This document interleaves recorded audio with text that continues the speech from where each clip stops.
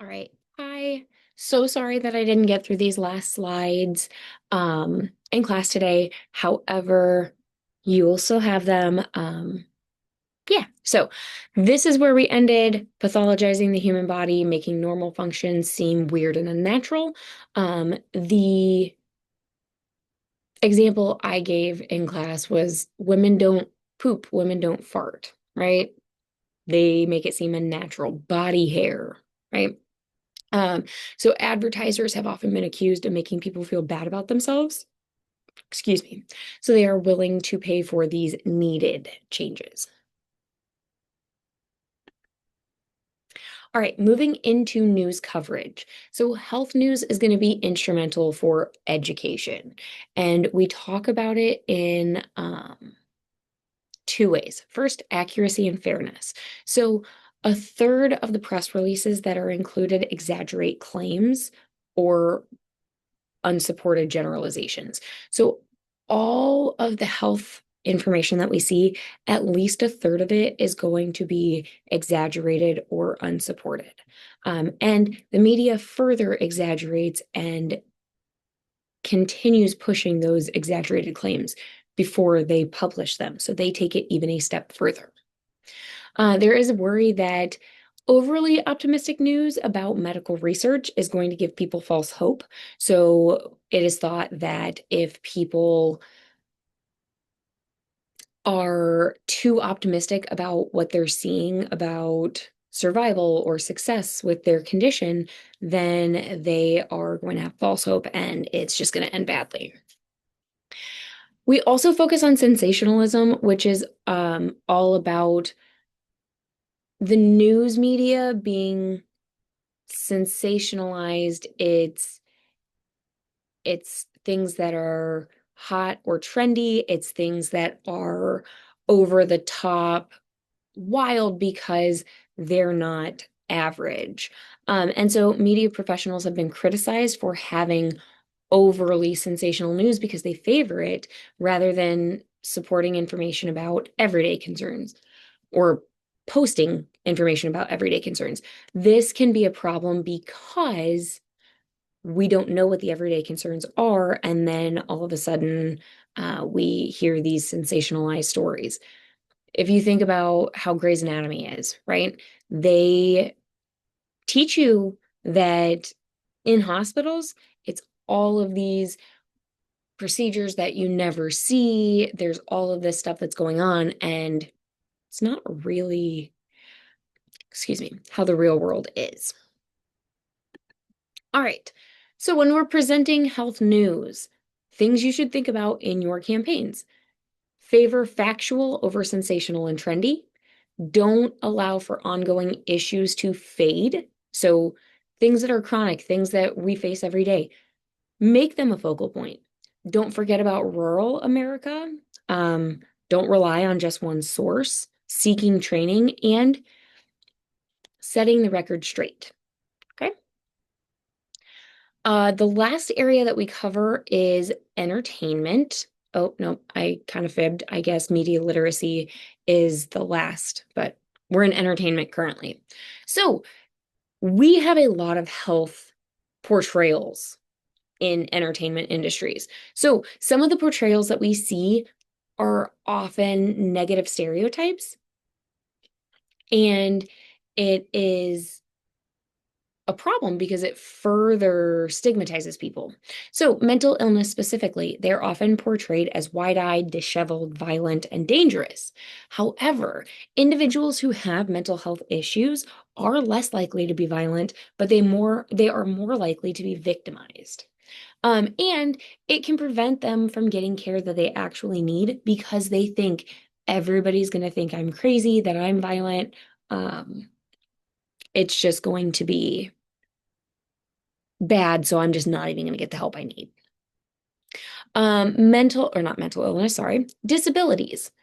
Disabilities are often under and misrepresented in mainstream media, so they're portrayed as disadvantaged, unhealthy, or they're able-bodied, but they're disabled. So this is not to say that there aren't invisible disabilities. We see that happen all the time. However, they're not portrayed as invisible disabilities. They're portrayed as disabled, but they are able-bodied. Um, if you've seen Glee, right? Oh, and now I can't even think of his name. He's in a wheelchair, but he can do everything exactly as everybody else, except for the fact that he sits in a wheelchair. So we see that a lot. Portrayals of sex. So, objectification is a concept that we see a lot, especially in health related information, and health related entertainment. So, treating individuals as objects or that they are not people. So, there's sexual objectification. So, the individual is the object of your I am so sorry. Your sexual desire, not your own person, right? So if you are sexual objectification, you are there for their desire, for their sexual pleasure, but you're not a person. It has led to rape culture where there's this attitude that it is acceptable, maybe it's sexy, funny, to force sex on men, women, and children.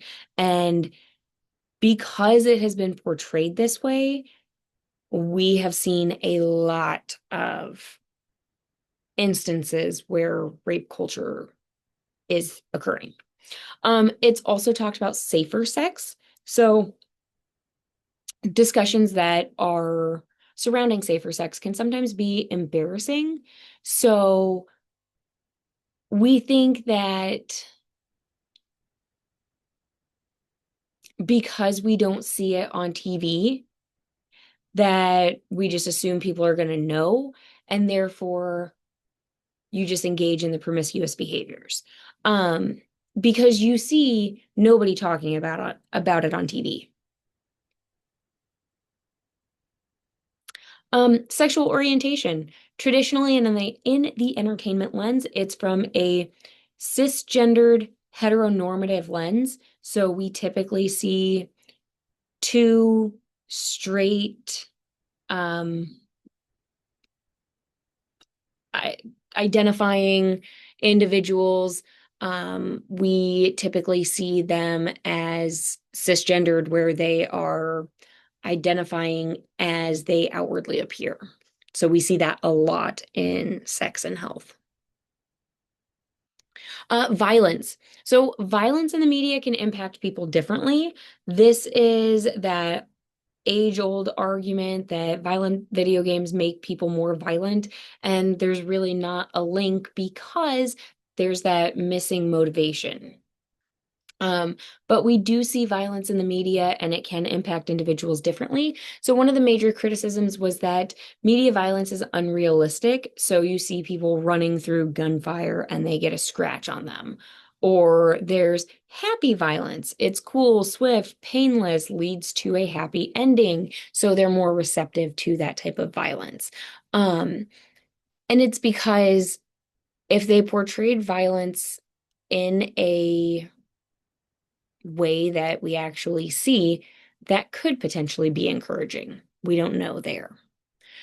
So some of the portrayals of healthcare situations, areas that are usually off limits are open for inspection, depicting healthcare professionals much more accurately, right? So we get insights to how systems would run because we see them in entertainment industries, right? I have an idea of how a surgery would go if I needed to go through the process of getting surgery because I've seen Grays. Oh my gosh, I am so sorry. Um, Diversity is underrepresented, obviously, because it's just an underrepresented area in entertainment anyway. And it is overdramatic and oftentimes untrue, right? They might have some things that are correct or um, things that they don't fully get wrong. However, they include a lot of information that is not correct.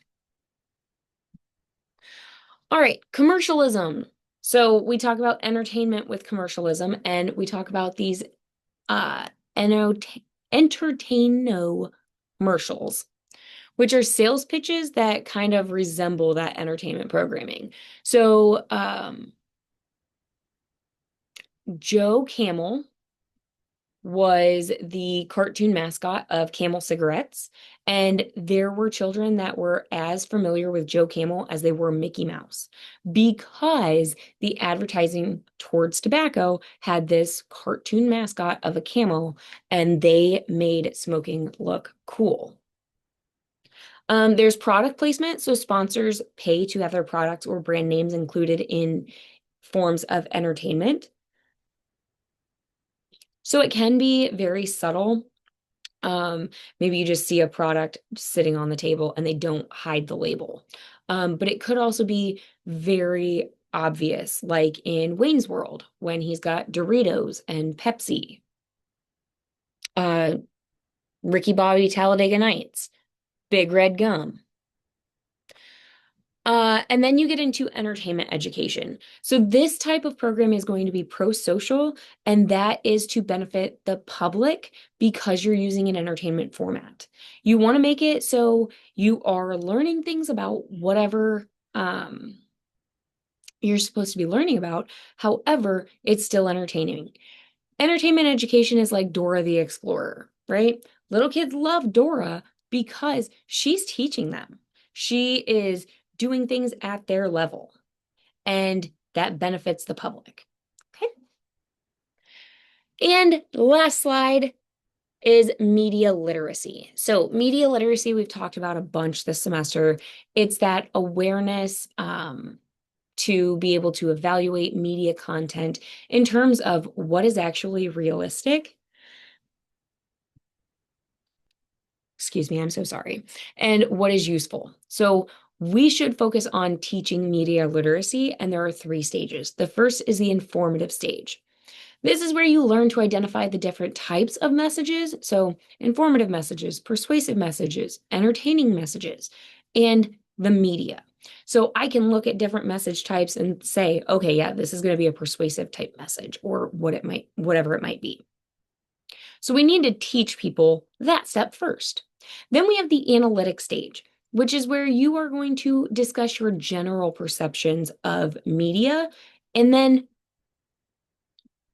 thought I was going to sneeze, incorporate specific messages through deconstructing. So you break the message down into specific components, the key points, the purpose, the implied messages, the production techniques, the goals, right? In the analytic stage, you are going to deconstruct the message to really analyze it. And then the experiential stage. So this is participating in creative efforts to understand the process and kind of demystify that message creation. What this experiential stage is all about experience, right? You are actively going to participate to understand the process of message creation and putting that message out there. And that is how you get through media literacy or get to media literacy.